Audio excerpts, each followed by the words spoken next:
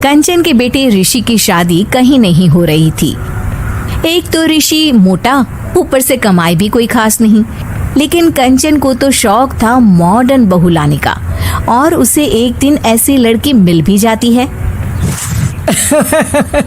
हमें तो आपका ऋषि बहुत पसंद है, लेकिन मैं आपको साफ साफ बता देती हूँ, मेरी बेटी के शौक थोड़े से अलग है बहन जी। अरे बहन, हमें सब पसंद है।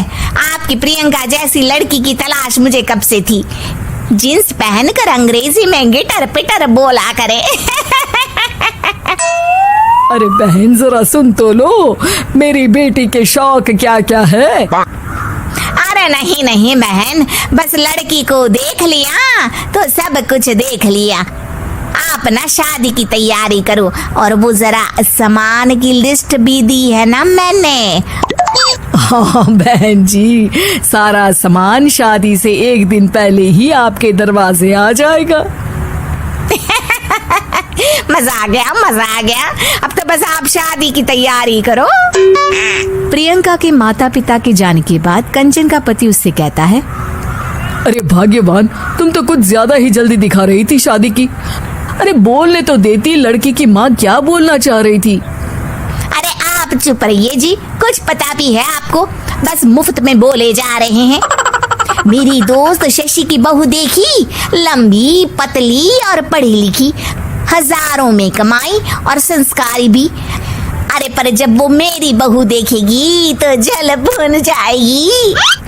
लेकिन तुम तो शादी ऋषि के लिए कर रही हो ना, या शशि के लिए? तुम्हारा लड़का कुछ कमाता भी नहीं है, और शरीर भी भगवान की दुआ से फूलता ही जा रहा है। फिर बोले आप हैं? फिर बोले आप? मैंने कहा ना, प्रियंका जैसी जींस पहनकर अंग्रेजी झाड़ने वाली बहू किस्मत वालों को ही मिलती है। चुप रहिए आप।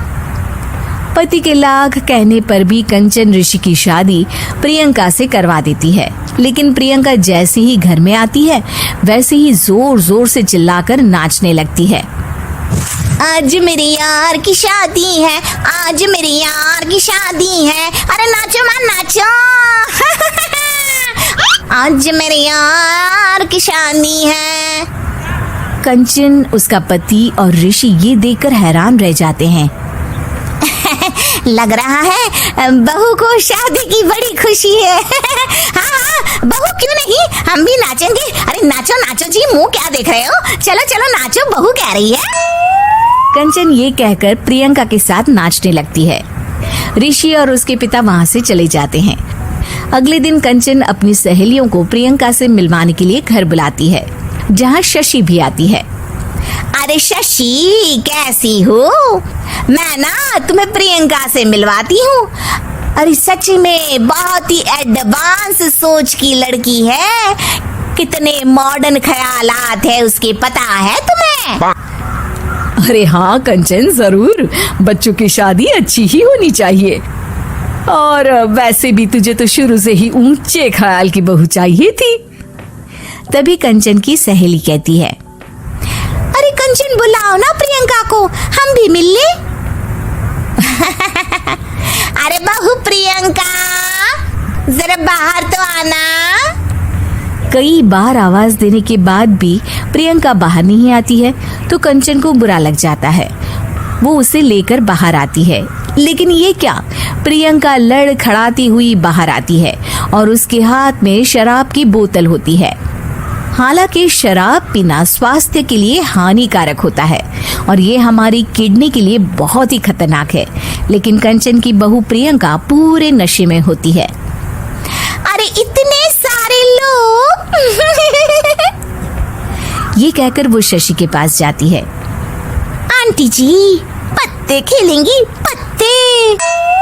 अरे दूर हो, दूर हो, तुम्हारे मुंह से तो शराब की बदबू आ रही है। अरे कंचन, माना तुम्हें मॉडर्न बहू चाहिए, लेकिन आधुनिकता का मतलब ये तो नहीं ना।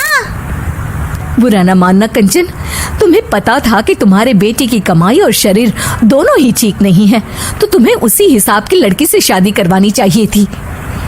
ऐसा कहकर सभी औरतें वहां से चली जाती है। तभी प्रियंका की माँ कंचन के घर आती है। अरे बहन जी, बड़ी चालाक निकली आप तो। बिना बताए अपनी पियक्कड़ बेटी मेरे लायक बेटे के गले में बांध दी।